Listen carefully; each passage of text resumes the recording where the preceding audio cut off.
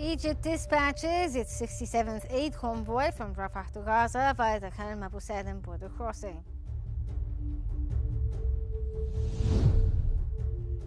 The Israeli occupation warplanes carry out a series of intense airstrikes on southern Lebanon. And Egypt's former tourism minister, Dr. Khaled Al-Anani, is elected as UNESCO's new Director General.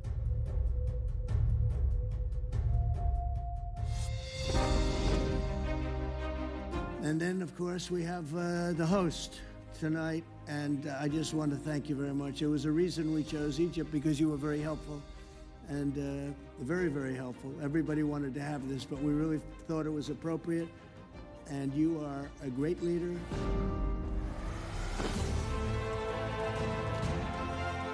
And he's a fantastic man and a fantastic general, by the way.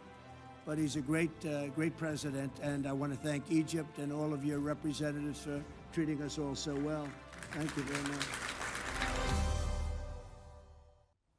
Good afternoon and welcome to the first news bulletin of the day. We start with Egypt dispatching its 67th aid convoy under the Zed provision from Egypt to Gaza initiative from Rafah to Gaza via the Khan Abu Salim crossing. The convoy carries around 9,000 tons of urgent humanitarian aid to Gaza. The shipment includes 5,600 tons of flour and food, over 2,100 tons of medical and relief supplies, and more than 1,000 tons of fuel. Since July 27th, the ongoing convoys have delivered over 500,000 tons of aid, coordinated by 35,000 volunteers through Egypt's National Relief Mechanism at the Egyptian side of the Rafah border crossing.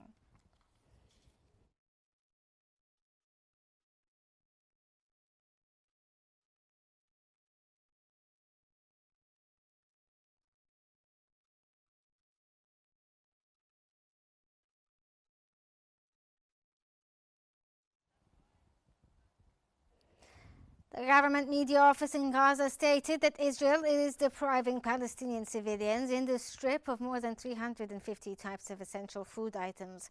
According to the office, the items Israel is preventing from them including table, eggs, red meat, poultry, fish, cheese, dairy products, vegetables, nutritional supplements, as well as essential items for pregnant women, patients, and those with weakened immune systems.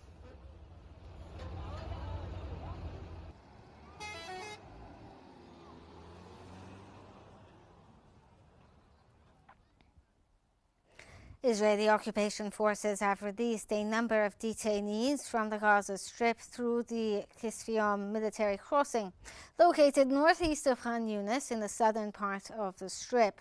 Palestinian media reported that the occupation released 5 detainees from Gaza through the Qnews crossing, and they were transferred to Al-Aqsa Martyrs Hospital in Deir al-Balah.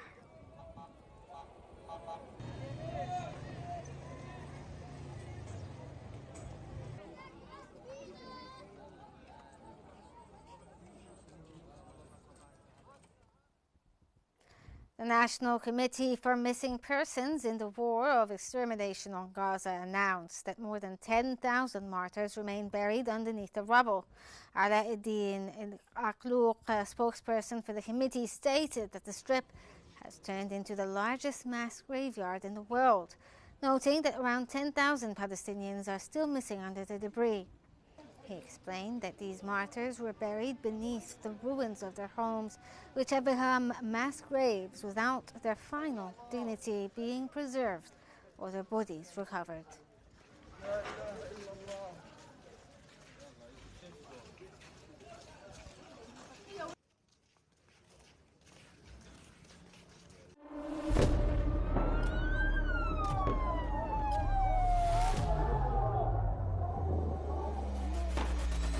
كل المستهدفين هن مدنيين.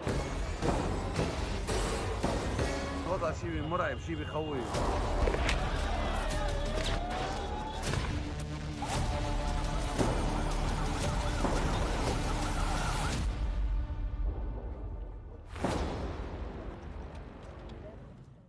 Israeli occupation warplanes carried out a series of intense airstrikes on southern Lebanon, targeting the area between the towns of Torah and Al-Absiyah, as well as several towns in the Sur district.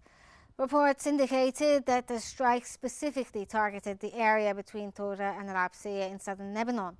Lebanese media also reported heavy flight activity of Israeli aircrafts over southern Lebanon.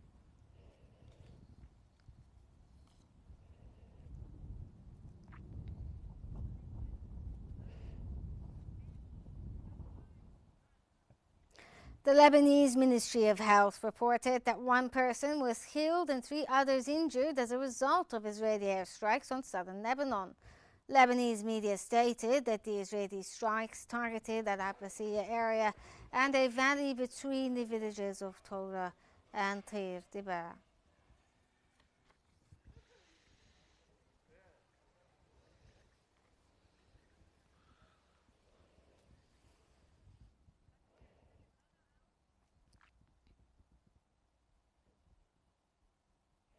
For further analysis, we now move to Rana Al-Asas in our newsroom. To you, Rana. Thank you so much, Riham. And for further analysis on the matter, Abdullah Naeem, the researcher in international relations and strategic affairs, joins us from Beirut. A very warm welcome to Qnews, sir. And we start off with asking you, how do you view Israel's announcements of launching new attacks on Lebanon?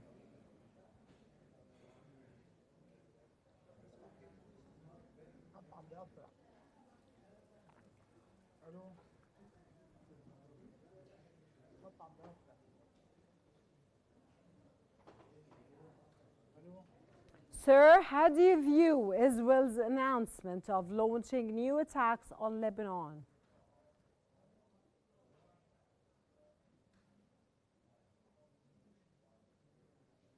We know that southern Lebanon is still open since the ceasefire, and the escalation today is especially was because Hezbollah released a statement refusing to negotiate with Israel at all. And of course this bothers and provokes Israel, and Israel wants to intensify the attacks on Hezbollah, and they are saying that Hezbollah is rebuilding themselves. And we know that Israel now are attacking Hezbollah, the airstrikes, the on-ground operations, everything. And people are now leaving southern Lebanon. And this shows that there is an upcoming escalation. Maybe it won't be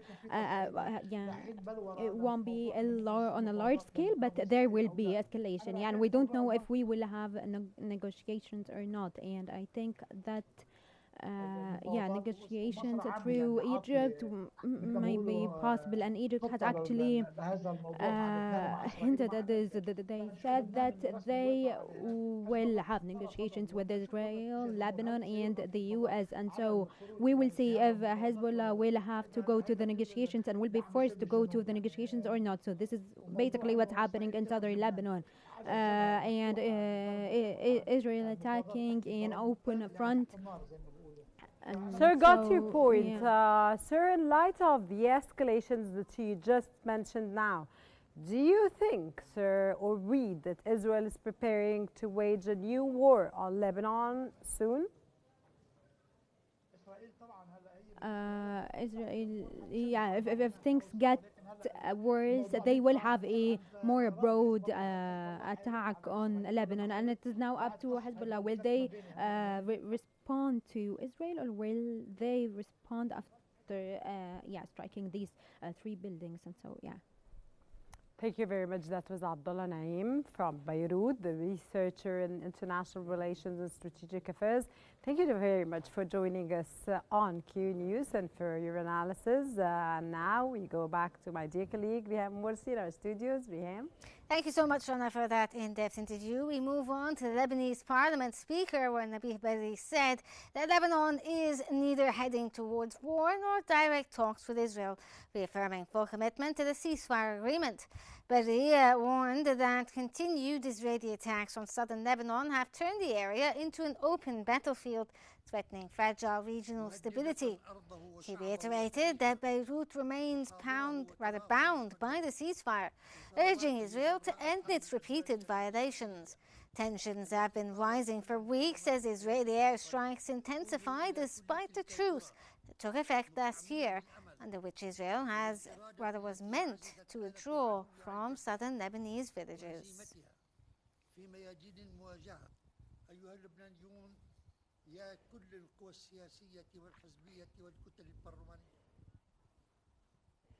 Lebanon's Hezbollah said that both Lebanon and the group remain strictly committed to the ceasefire, with Israel accusing the Israeli military of repeated violations. In a statement, Hezbollah said Israel continues its hostile actions despite international appeals to halt the aggression. The group accused Tel Aviv of using threats and conditions to pressure Lebanon and rejected calls to limit its weapons under foreign influence. It stressed that the current priority is ending Israeli violations, not entering political negotiations, warning that any talks with Israel would serve only its interests.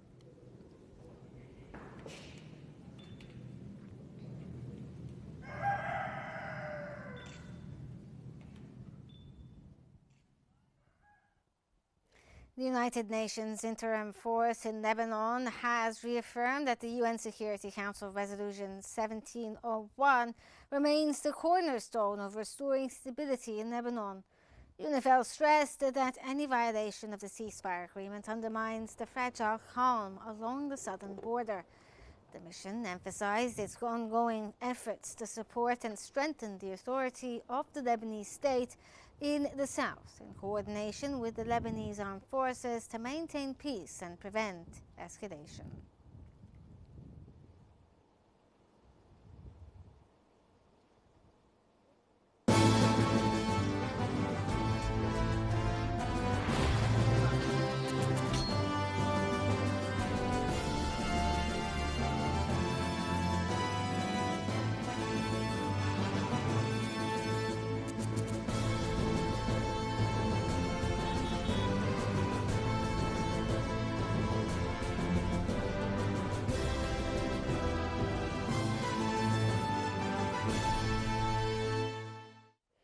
The UNESCO General Conference has elected Egypt's former Minister of Tourism and Antiquities, Dr. Khaled El-Anani, as the new Director General of the organization, securing an unprecedented number of votes in UNESCO's history. His election was endorsed by 172 member states, reflecting the strong international confidence in his leadership, competence, and strategic vision for UNESCO's future.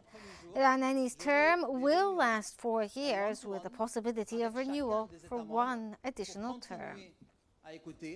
Commencer à découvrir le personnel extraordinaire de l'organisation. Je tenais à pas trop rencontrer le personnel pour le moment. Dr. Khaled El-Anani, a distinguished Egyptologist whose lifelong passion for history and heritage has elevated Egypt's global cultural standing and inspired international recognition of its ancient legacy. Dr. Khaled El-Anani is renowned for his deep passion for Egyptian antiquities and history, earning recognition as one of Egypt's most prominent ministers of antiquities. A graduate of the Faculty of Tourism Guidance at Hilwan University, El-Anani began his career there as a teaching assistant, later earning a PhD in Egyptology. He taught ancient Egyptian language, civilization, and archaeology at several universities, and gained wide academic and administrative experience in Egypt and abroad. He served as Minister of Antiquities from March 2016 to December 2019, and then as Minister of Tourism and Antiquities until August 2022, becoming the first to lead the combined ministry since 1966. His tenure was marked by major efforts to restore Egypt's global tourism standing and preserve its cultural heritage. El-Anani also collaborated with the French Institute for Oriental Archaeology in Cairo, supervised the National Museum of Egyptian Civilization in Fustat, and managed the Egyptian Museum in Cairo from 2015 to 2016.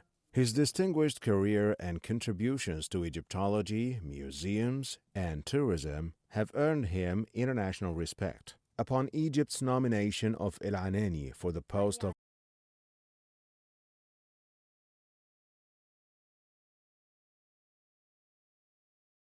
several European and Asian countries endorsed his candidacy. Their support reflects recognition of his scholarly achievements, cultural leadership, and proven ability to enhance UNESCO's mission of education, science, and heritage preservation.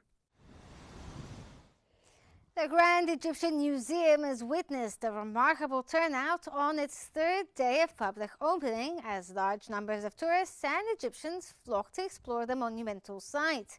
Visitors enjoyed an exceptional cultural experience that beautifully showcased the grandeur of the ancient Egyptian civilization and the museum's architectural magnificence, affirming its status as one of the world's most iconic heritage landmarks.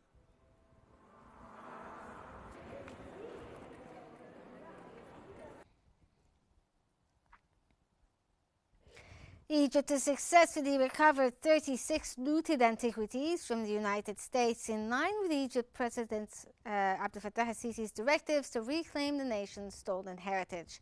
The artifacts retrieved from New York included 11 pieces seized by the Attorney General's office, 24 rare Coptic and Syriac manuscripts, and a painted limestone panel from the 18th dynasty returned by the Metropolitan Museum of Art. This achievement underscores Egypt's firm commitment to safeguard its cultural legacy through coordinated national and international efforts.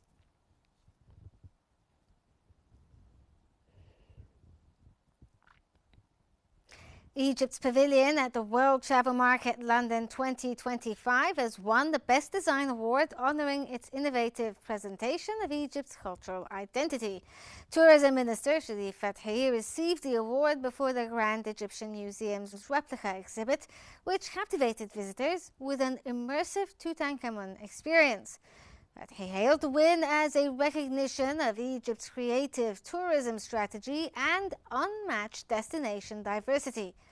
The 1,225 square meter pavilion blended ancient heritage with modern design, drawing strong visitor turnout and international acclaim for its artistry and promotion of Egypt's timeless appeal.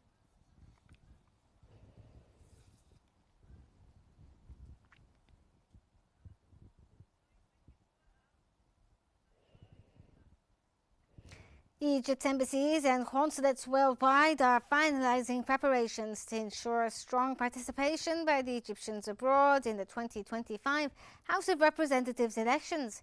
In a statement, the Egyptian Foreign Ministry added that the polling will take place on November 7th and 8th for the first phase and November 21st and 22nd for the second. A total of 139 polling stations across 117 countries have been equipped to facilitate smooth voting. The Egyptian Foreign Ministry has also set up a 24-hour operation room in coordination with the National Election Authority to oversee the process and maintain effective communication missions abroad.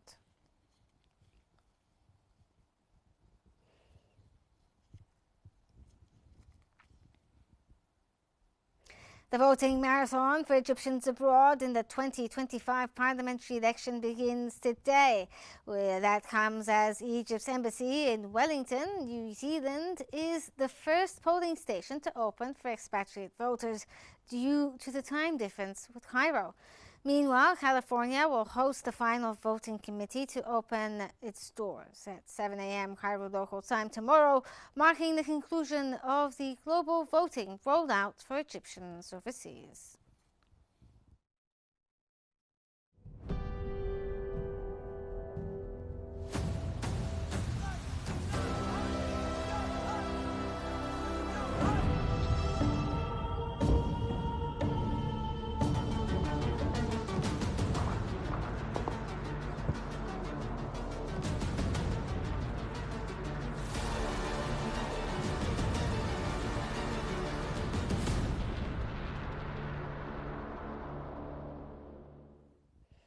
Sudan's Sovereign Council Chairman Abdel Fattah al-Burhan has vowed the army will not relent in crushing the rebellion and securing the state.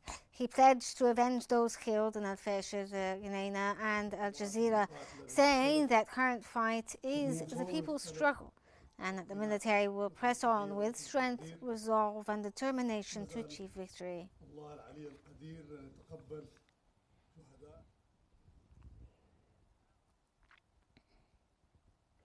The International Organization for Migration has announced that over 81,000 people have fled Al-Fashir and surrounding villages in North Darfur since October 26th. Rights groups report tens of thousands of civilian deaths across Sudan and warn that over 14 million children urgently need humanitarian aid to survive. The IOM described Sudan as the world's largest humanitarian crisis, accusing the Rapid Support Forces of brutal attacks and killing against civilians.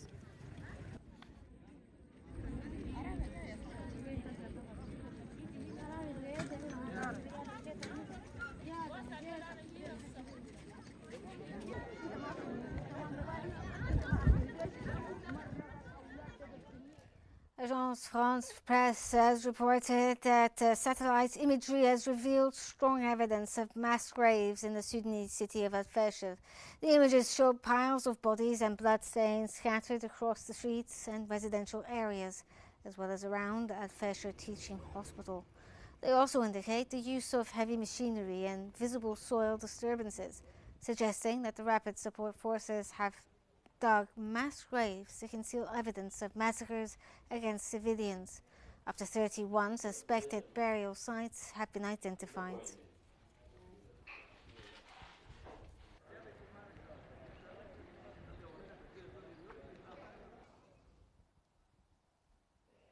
AFP has also reported that the Tigray forces launched an attack on Ethiopia's Afar region.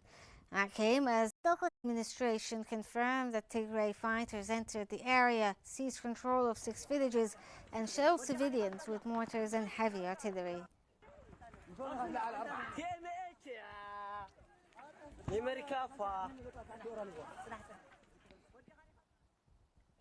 The British maritime security firm Amber has announced that pirates seized a vessel after bombing it off the Somali coast. Earlier, the company reported receiving information that a group of individuals had taken control of a fishing ship approximately 332 nautical miles southeast of Somalia's capital, Mogadishu.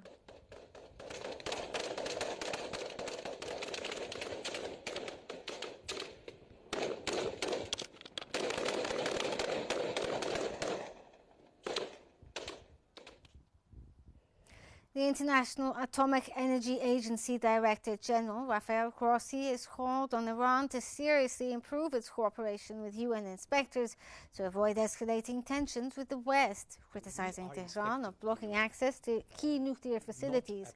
Grossi revealed that despite US and Israeli strikes damaging several sites, Iran still retains nearly all its enriched uranium.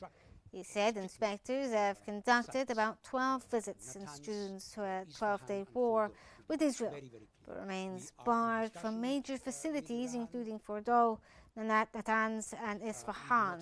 He added that the IAEA is striving for understanding, but insists that Iran must comply fully. Movement at the site, not movement of... Normal movement, you know. These are big industrial sites.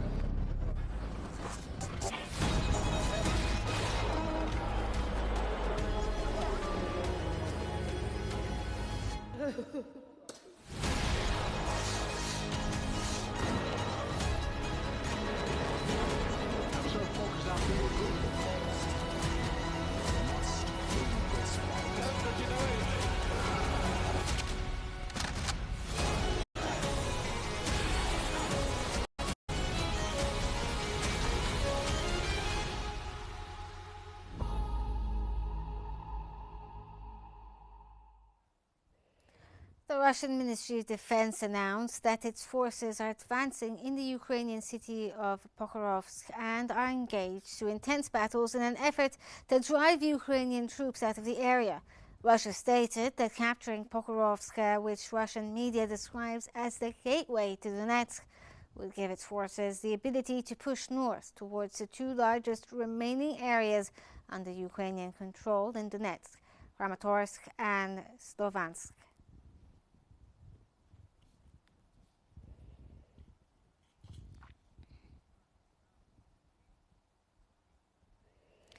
The Russian Ministry of Defense announced that it targeted Ukraine's energy and transport infrastructure overnight.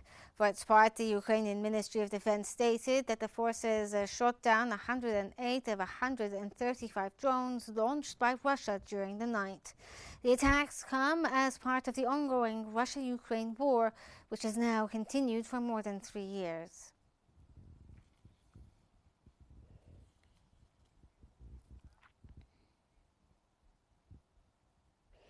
European Commissioner for Defence and Space Andrios Kobylias stressed that the threat posed by drones endangers the security of all European countries. Speaking before the European Parliament Security and Defence Committee, Kobylias stated that the risks facing the eastern flank of the European Union are a top priority for defence concerns. He also affirmed that support for Ukraine is an undisputed part of the European Defence Readiness Plan for 2030.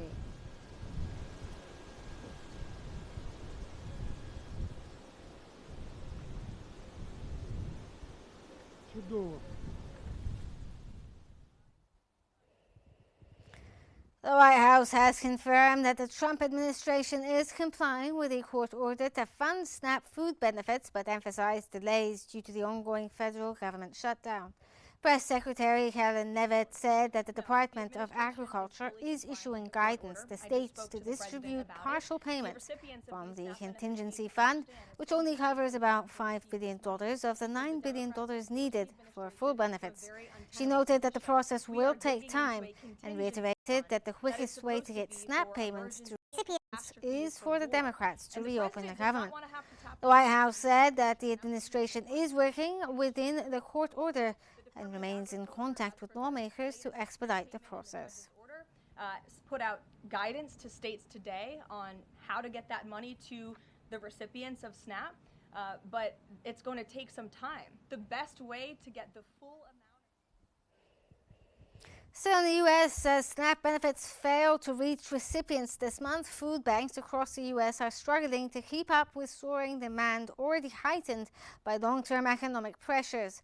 At Mountain Food Center in Silver Springs, Maryland, customers noticed thinner shelves and fewer product options.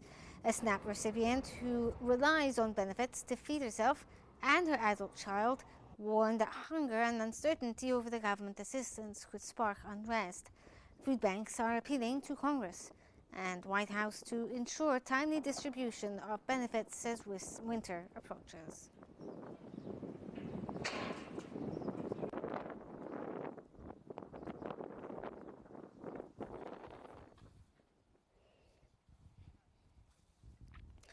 Brussels Airport, Belgium's busiest, has resumed operations for being closed overnight due to drone sightings, though some flights remain delayed or cancelled. The closure followed reports of drones over a Belgian military airbase days earlier. Defense Minister Theo Franken has said that the latest incident appeared to be the work of professionals aiming to destabilize the country. The disruption adds to a wave of drones-related incidents across Europe in recent months, including temporary closures at airports in Copenhagen and Oslo and suspected Russian drone incursions into Polish and Romanian airspace.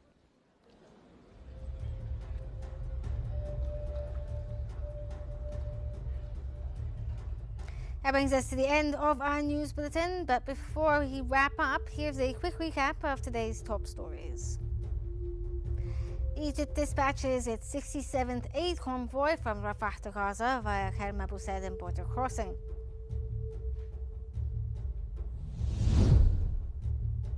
The Israeli occupation warplanes carry out a series of intense airstrikes on southern Lebanon.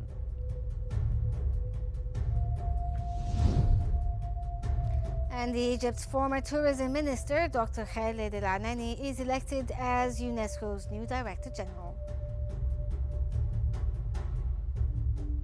For more stories and live updates, follow Qnews on YouTube, Facebook, X, Instagram, and TikTok using the handle @QNewsEGY to stay informed. Thank you for watching and stay tuned for more updates here.